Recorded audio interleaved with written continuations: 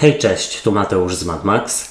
Ja Was witam ciepło na czytaniu miesięcznym na wrzesień i tradycyjnie zobaczymy ogólną energię, co ma szansę do Was przyjść i odejść do przeszłości, jak Wy się przedstawiacie, rada oraz informacja, czego raczej nie robić i czego unikać w tym miesiącu. Dalej przejdziemy do czytania na miłość i uczucia dla singli i osób w związkach i całość zakończymy informacją, co wydarzy się w pracy i w finansach. Pamiętajcie jednak, że te czytania są bardzo ogólne i tutaj nie będzie wszystko z Wami rezonowało, więc bierzcie do siebie tylko i wyłącznie to, co Wam odpowiada, a całą resztą w ogóle się nie przejmujcie. Ewentualnie zachęcam Was do sprawdzania czytań również dla swoich znaków ascendentalnych, żeby można było wówczas sobie wyciągnąć taką większą wiedzę z obu czytań dla znaków słonecznych i ascendentalnych. Skorpiony, przejdźmy do czytania i sprawdźmy, jaka będzie dla Was ogólna energia na ten miesiąc, co się wydarzy, co się zadzieje.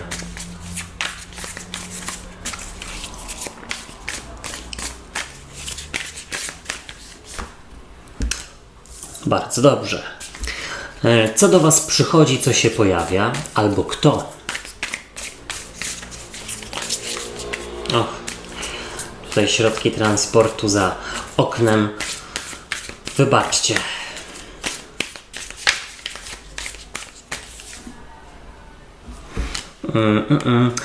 To tak jakby skorpiony powinny, albo w ogóle to robią, gdzieś poradzić sobie z przeszłością, tak jakby przyjąć kontrolę nad emocjami, które są związane z czymś, co już się wydarzyło.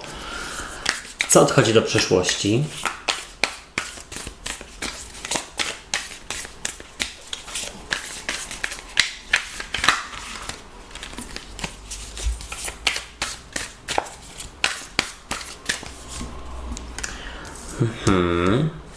No, nie ruszycie, póki nie rozprawicie się z czymś, co Was blokuje.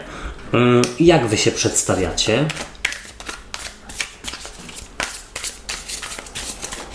Zastanawiam się, czego może dotyczyć to czytanie. Czy jakiejś relacji z przeszłości? A może jakichś, słuchajcie, przyzwyczajeń, które gdzieś nie pozwalają Wam dojść do upragnionego celu. Ale słuchajcie, ja gdzieś mam wrażenie, że właśnie, nawet nie to, że jesteście już coraz bliżej, nie chodzi o to, ale rozpoczynacie jakąś drogę. Ale to za moment. Jaka będzie dla Was rada?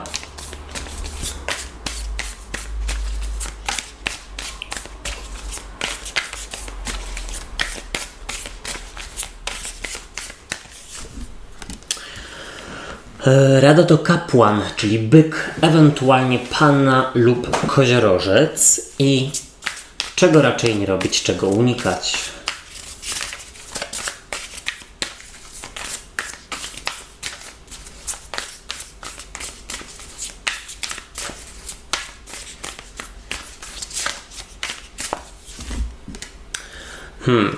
No cóż, ciekawy rozkład.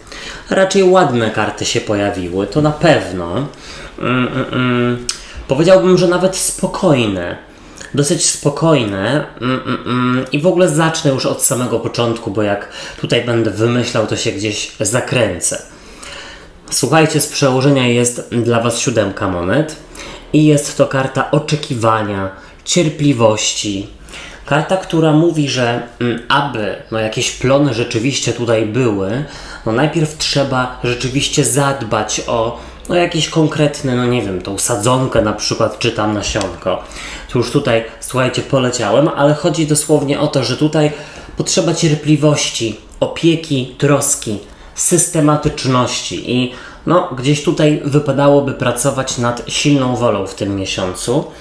Dlatego, że właśnie wtedy gdzieś będziecie bliżej celu. I wcale nie mówię, że ktoś z Was rzeczywiście chce za wszelką cenę coś osiągnąć, albo że ma słomiany zapał. Mi się tylko wydaje, że po prostu trzeba zaakceptować taki fakt, że no gdzieś życie ma różne etapy i no czasami ten trudny etap też musi się przydarzyć i trzeba być gdzieś rzeczywiście osobą cierpliwą, żeby to przetrwać, żeby gdzieś doczekać do tego, jak już się zacznie coś dziać, ale też słuchajcie, powiedziałbym, że z tych trudnych sytuacji też trzeba coś wyciągać, też gdzieś trzeba o nie dbać, tak samo jak ta 7 monet o tym właśnie mówi. Jest to karta dbania właściwie o coś, czy tam o kogoś. Ale zaraz powiem głębiej, o co tutaj może chodzić. Zobaczcie, z przełożenia jest dla Was karta cesarza i cesarz, no jak sama nazwa wskazuje, jest kimś, kto rządzi, deleguje, rozkazuje, ma kontrolę. I powiedziałbym, że tutaj rzeczywiście jest to miesiąc przejmowania kontroli nad jakimiś swoimi, słuchajcie, emocjami, słabościami, nad czymś trudnym, być może rzeczywiście nad czymś, co Was stopuje. Mi się wydaje, że może to być na przykład związane z trygonem ognia, czyli baran, lew lub strzelec, albo w ogóle po prostu z jakąś silną wolą i z rozwojem, który ostatnio nie przychodził. Mam nadzieję, że z kimś to będzie rezonowało, ale tak jak już zasugerowałem, jest to miesiąc przejmowania kontroli, inicjatywy, układania sobie w głowie również jakiegoś planu działania, bo tutaj też jest tak, że mogą być duże chęci, ale gdzieś nie ma odpowiedniego planu i wówczas po drodze się gubicie po prostu i odpuszczacie. Na przykład, jeśli to może być związane z osiągnięciem upragnionej sylwetki. Jeśli na przykład pójdziecie tam, powiedzmy, na siłownię kilka razy bez jakiegoś przygotowania planu, czy rzeczywiście konkretnego celu, no to w końcu stwierdzicie, że nudzi Wam się i tak Wam to nic nie pomaga, a tam nigdy mi się nie uda osiągnąć tej upragnionej sylwetki. A właściwie, no to nie chodzi o to. Chodzi o to, żeby gdzieś też wdrożyć dietę, jakiś rzeczywiście zestaw ćwiczeń i tak dalej, systematyczność. Ale słuchajcie, ta dieta, te ćwiczenia to był tylko i wyłącznie przykład. Możecie sobie to do jakiejkolwiek dziedziny życia tutaj odnieść. Zobaczcie, przychodzi do Was piękna karta 5 kielichów i 5 kielichów mogłaby mówić o takim płaczu nad rozlanym mlekiem, albo w ogóle o tym, że gdzieś Wasza uwaga idzie rzeczywiście nie w tę stronę, co potrzeba. No to tak jak właśnie wcześniej mówiłem, albo zabieracie się za coś bez planu, albo po prostu bardziej jesteście sfokusowani na celu, aniżeli na samej drodze do przebycia czegoś. I powiedziałbym, że jeśli chodzi o 5 kielichów, to w ogóle zobaczcie, tutaj jest przedstawiona taka postać, która gdzieś patrzy w wodę, patrzy na swoje odbicie, czyli na co? Na jakąś przeszłość, na jakieś doświadczenia z wcześniej i powiedziałbym, że bardzo dobrze, że pojawił się ten cesarz, kapłan jest w Radzie, dlatego, że to znaczy, że właśnie w tym miesiącu jakby bierzecie się za jakiś trening, za systematyczność, pracę nad jakąś silną wolą rzeczywiście, ale też to jest wszystko w taki bardzo mądry i wyważony sposób. Wiecie, co macie robić po prostu i to jest, myślę, że ważne. Tutaj zobaczcie, do przeszłości odchodzi karta głupca i głupiec mógłby mówić o rozpoczynaniu od zera. I tutaj jest rzeczywiście taka informacja, że czasami wypadałoby się nawet rzeczywiście cofnąć, żeby gdzieś nazbierać siły, żeby zrobić lepszy plan, przygotować się i żeby w przyszłości móc zrobić te kilka kroków do przodu, czyli 1 krok do tyłu, 3 do przodu. No tutaj też wypadałoby rzeczywiście zaakceptować coś takiego, że w życiu perfekcyjnie nie będzie nigdy i też trzeba pozwolić sobie na jakieś słabości, ewentualnie po prostu umieć je zidentyfikować i nad nimi pracować. Ale ten głupiec mógłby być uznawany za taką osobę lekkomyślną i jako że ta karta odchodzi do przeszłości, to po prostu mi się wydaje, że z takiej lekkomyślnej albo w ogóle lekceważącej postawy przechodzicie w taką naprawdę profesjonalną, taką właśnie z takim podszyciem planu, wiedzy, przygotowania. A propos jakichś Waszych celów życiowych. Zobaczcie, wy przedstawiacie się jako karter Dwanu. No tutaj tak złowieszczo wygląda w tej talii, bo jest to Baba Jaga, która gdzieś próbuje, albo właściwie nie próbuje, tylko łapie w sidła kruka i sowę. I no jest to informacja, że gdzieś tutaj jak najbardziej ruszacie do przodu, bo Rydwan o tym właśnie mówi. Ruszacie do przodu w jakichś swoich planach, postanowieniach. W ogóle rozpoczynacie coś, co było wcześniej zaplanowane. Ewentualnie właśnie karta Rydwanu to jest taka umiejętność kontrolowania sytuacji, no bo no tutaj rzeczywiście ta Baba Jaga złapała w sidła ptaki i ona wiedziała, jak to zrobić. Nieważne, czy tam przebiegłością, czy jakąś inną, bardziej bym powiedział, że nie przebiegłością, a wiedzą, doświadczeniem. I powiedziałbym, że no to jest właśnie informacja, że przejmujecie kontrolę nad czymś, co do tej pory wydawało się nieokiełznane. I słuchajcie, mogą to być równie dobrze wasze emocje po prostu, które na przykład popychają was do podjadania albo na przykład opuszczania treningów, czy no czegokolwiek innego. Tutaj jak najbardziej cesarz oraz karta Rydwanu, no bardzo takie zacięte karty, fantastycznie, o to chodzi, taki konkret. Słuchajcie, w Radzie macie kapłana, a kapłan to karta, która przedstawia byka, ewentualnie pannę lub koziorożca, ale w ogóle jest to byk. Albo, słuchajcie, kapłan to też jest jakiś autorytet. Osoba, która jest uważana za kogoś, kto ma ogromną wiedzę, za kogoś właśnie, kto umie zarządzać swoim życiem, czy w ogóle doradzać. I powiedziałbym tak, w Radzie jest informacja, żeby rzeczywiście zasięgnąć rady kogoś, kto zna się na pewnej sprawie.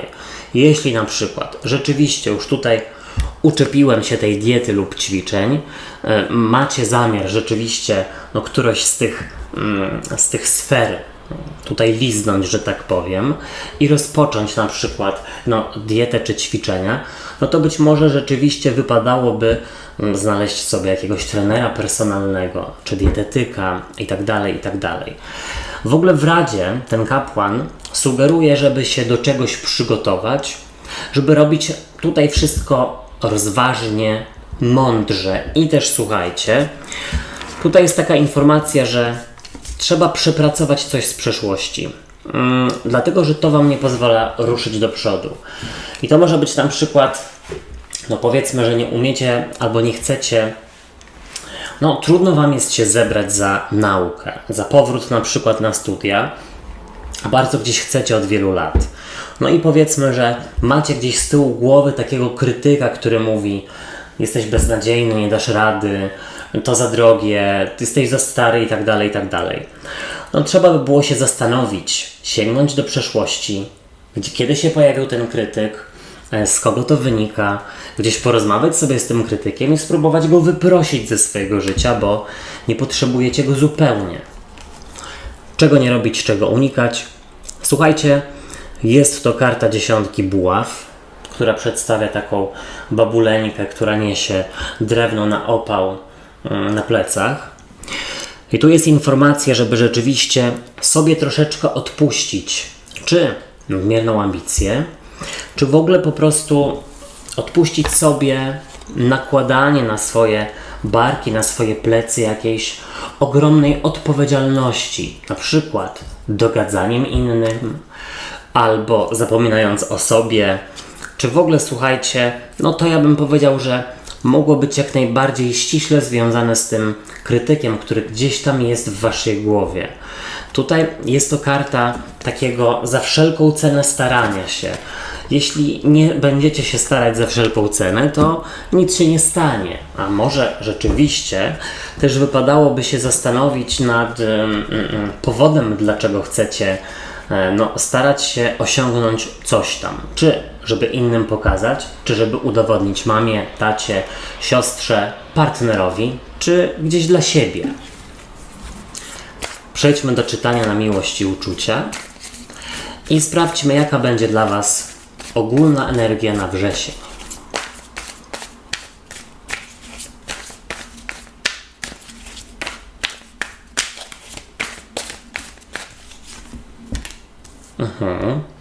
Podobna karta do ogólnej energii w ogólnym czytaniu. Co przychodzi do singli, ewentualnie jak pokazuje się partner lub partnerka w relacji.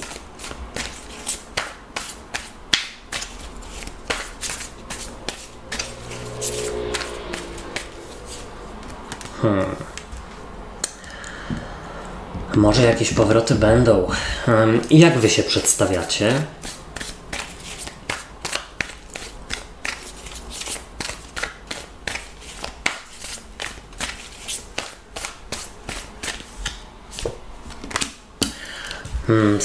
Skorpiony. Ja mam wrażenie, że jest komunikacja z osobą, której dawno ani widu, ani słychu. Rada dla was.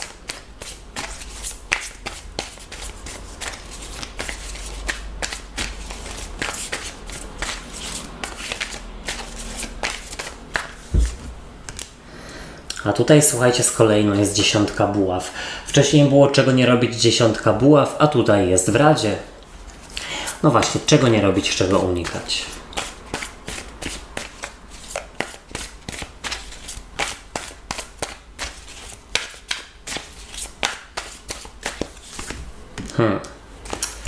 A i ktoś się stara. Takie mam wrażenie. Być może nawet bliźnięta waga wodnik albo baran lew strzelec, trygon powietrza lub ognia, ale to już dopiszcie do swojej sytuacji. Momento. Słuchajcie, w ogóle ja mam wrażenie, że jakiejś parze, która być może nie jest jeszcze tak bardzo sformalizowana, w sensie jej związek, albo gdzieś jeszcze, no powiedzmy, jest na takim wczesnym stadium albo niepewnym, wydaje mi się, że jest tutaj ktoś pomiędzy wami. Może nawet dziecko, ale to, słuchajcie. Zobaczcie, z przełożenia dla związków jest paź mieczy i paź mieczy mógłby właśnie mówić o kim? No o dziecku, o kimś młodszym lub o kimś niedojrzałym emocjonalnie, kto do końca nie wie czego chce. Zabiera się jak pies do jeża. Ja bym w ogóle powiedział, że tutaj paź mieczy mógłby sugerować jakieś opóźnienia. Być może ostatnio w waszej relacji jakaś rutyna się gdzieś wdrożyła. Ewentualnie no, pewne sprawy rzeczywiście na razie stoją w miejscu. Tak jakby nie wiedzielibyście, w którą stronę idzie dana relacja. Po prostu na tej zasadzie. To do osób, które rzeczywiście mają taką sytuację. Jeśli chodzi o single, to dla was paź mieczy z przełożenia sugeruje śledzika, czyli osobę, która gdzieś tam nawet może jest w waszym otoczeniu i no chce tutaj bardzo się o was starać, zabiegać, ale wydaje mi się, że nie wie czego chce, czyli jakby gdzieś wam daje sprzeczne sygnały albo rzeczywiście pojawia się i znika. I to może być osoba, z którą kiedyś coś tam gdzieś w przeszłości, ale no nie doszło tutaj do czegoś poważnego. To teraz mam wrażenie, że taka osoba może się pojawić. Ewentualnie są jakieś opóźnienia w randkowaniu. Być może nie ma kandydatów ciekawych dla was. Tak wam się wydaje przynajmniej. Zobaczcie, w ogólnej energii dla związków jest królowa buław, no, czyli przedstawicielka właśnie trygonu ognia, ale w ogóle ona mogłaby mówić o jakiejś ogromnej namiętności, pasji i chemii, która niewątpliwie jest pomiędzy wami, a jeśli nie ma, to będzie. I to mam gdzieś wrażenie, was bardzo przy sobie trzyma. Ale ta karta sugeruje, że ktoś może za bardzo unosić się tak jakby ego. Za bardzo patrzy na drugą stronę z perspektywy ego i być może dla takich niestałych relacji ktoś pojawia się i znika. Pojawia się, żeby gdzieś sobie tutaj ego naprawić. Dla singli królowa buław mogłaby mówić o tym, że w tym miesiącu jest mnóstwo okazji do flirtu, romansów, jakichś tutaj zaczepek, randek. I powiedziałbym, że wypadałoby rzeczywiście to wykorzystać. Być może jest tak, że macie wrażenie, że dookoła nie ma nikogo ciekawego, ale gdzieś tutaj jest informacja, że trzeba spróbować z innego źródła. Inna aplikacja, a może w ogóle nie aplikacja, tylko jakieś, no nie wiem, inne miejsce. To już wy się zastanówcie nad tym.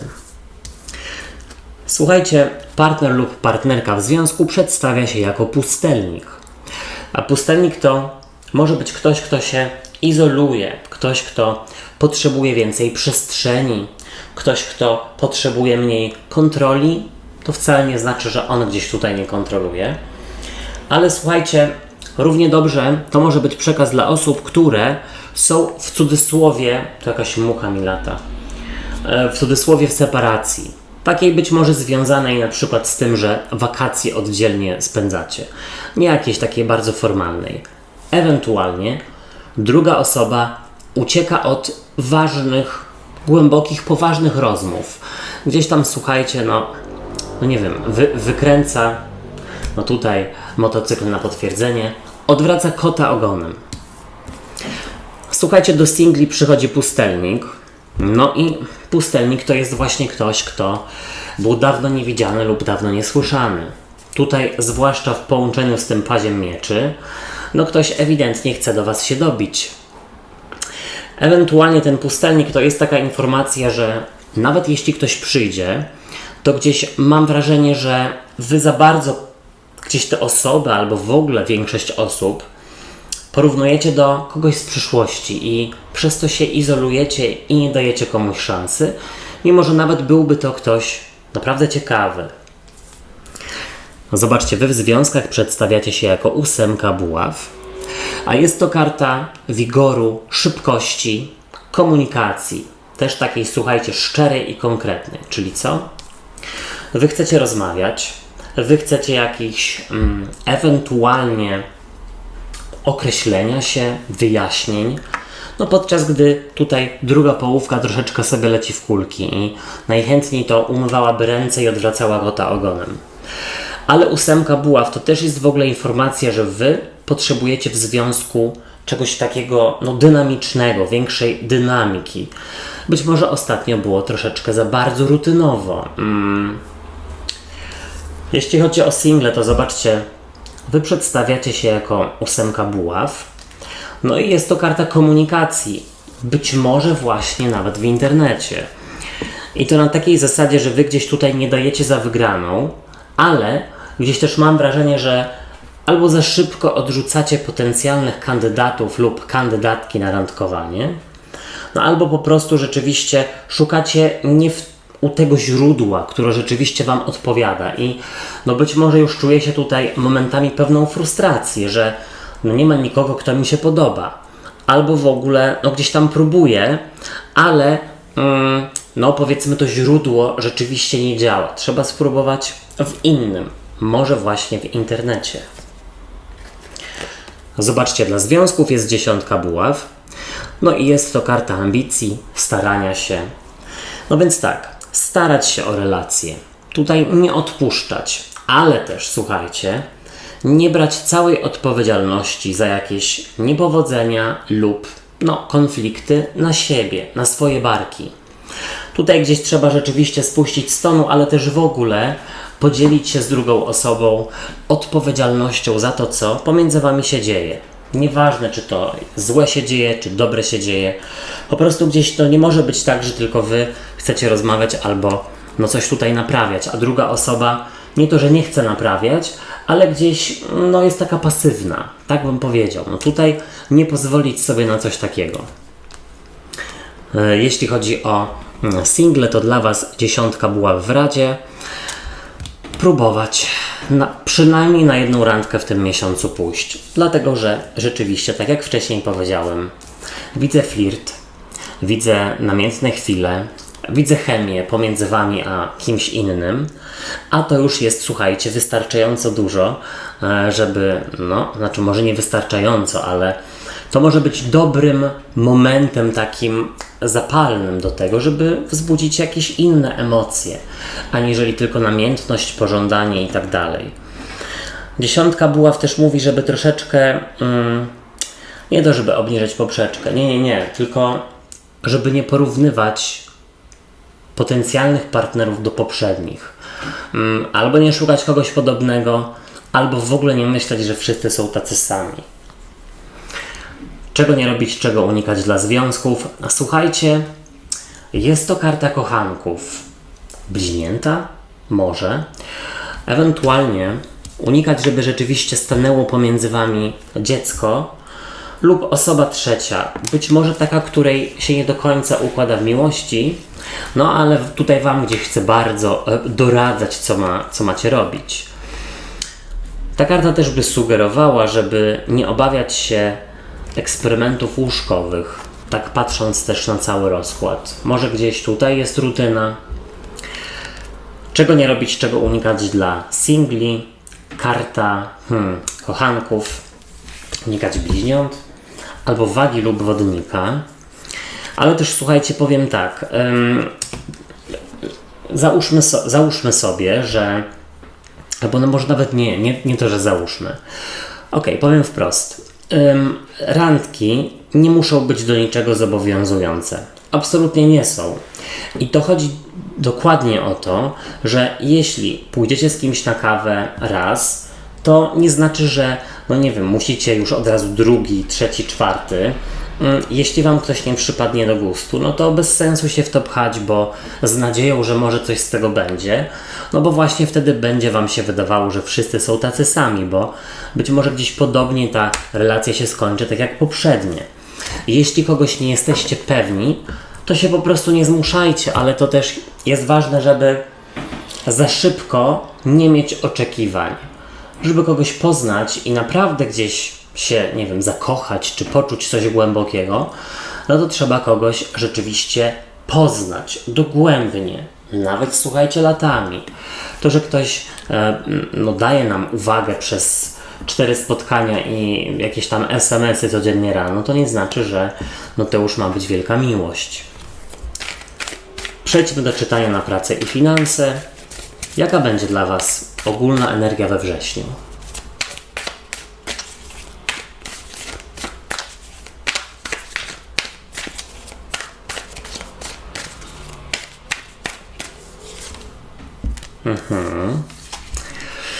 Ogniście, co do was przychodzi, co się pojawia?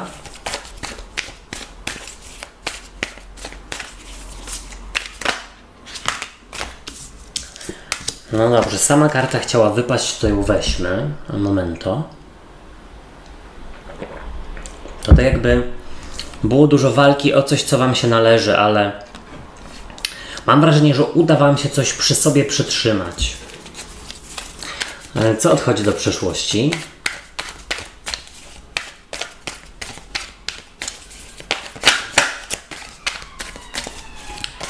Słuchajcie,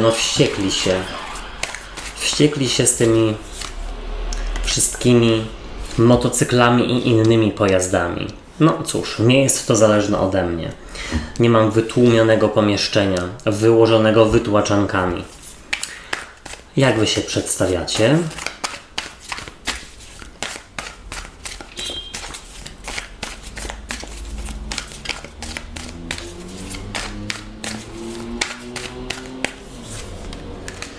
No a tutaj słuchajcie, karta kochanków.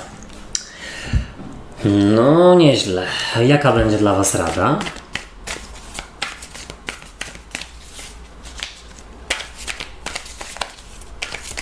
Powiem tak, to jest przekaz, tutaj kilka postaram się scenariuszy przekazać, ale informacje dla osób, które chciałyby zaoszczędzić na przykład albo poskąpić na podróżach lub środkach transportu,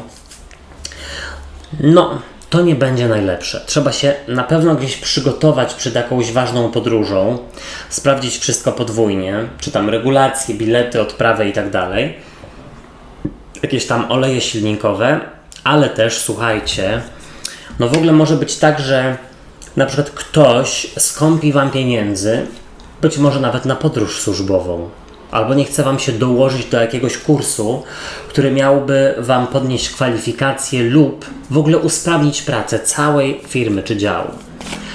Czego nie robić, czego raczej unikać w tym miesiącu?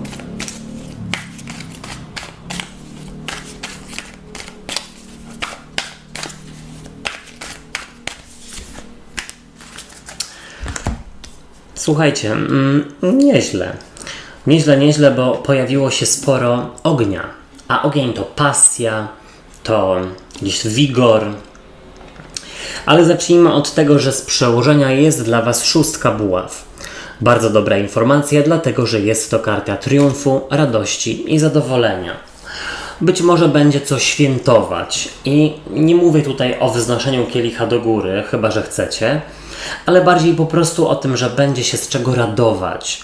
Być może, najprawdopodobniej, uda Wam się coś przy sobie przytrzymać, coś upilnować, dopiąć swego.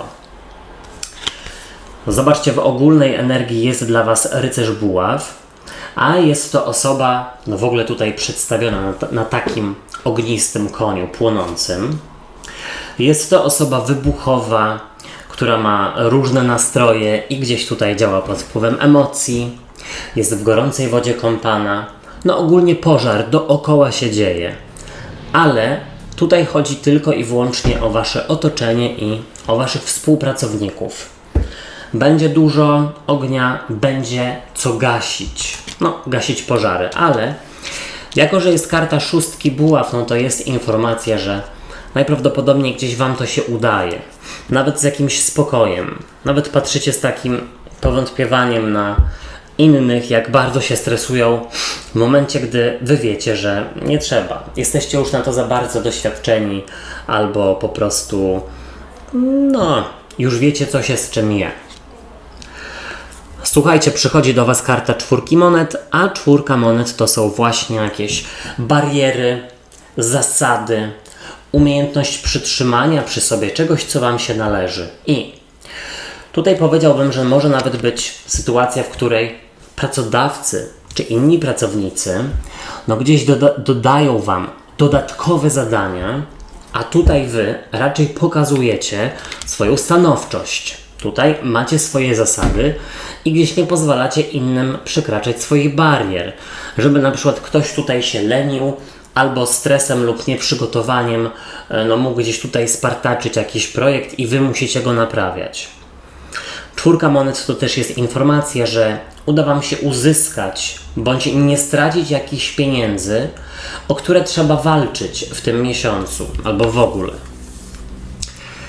Zobaczcie, do przeszłości odchodzi karta Słońca i słuchajcie, patrząc na całość rozkładu, to ta piękna złota królowa na polu słoneczników, ona raczej tutaj wskazuje na bezmyślność i takie mydlenie oczu, również robienie maślanych oczu, no i z taką myślą, że gdzieś te maślane oczy pozwolą tej osobie Was przekabacić. I to może chodzić o pracodawców, którzy mówią tak, będą podwyżki, będą. No a już od pół roku nie ma, na przykład.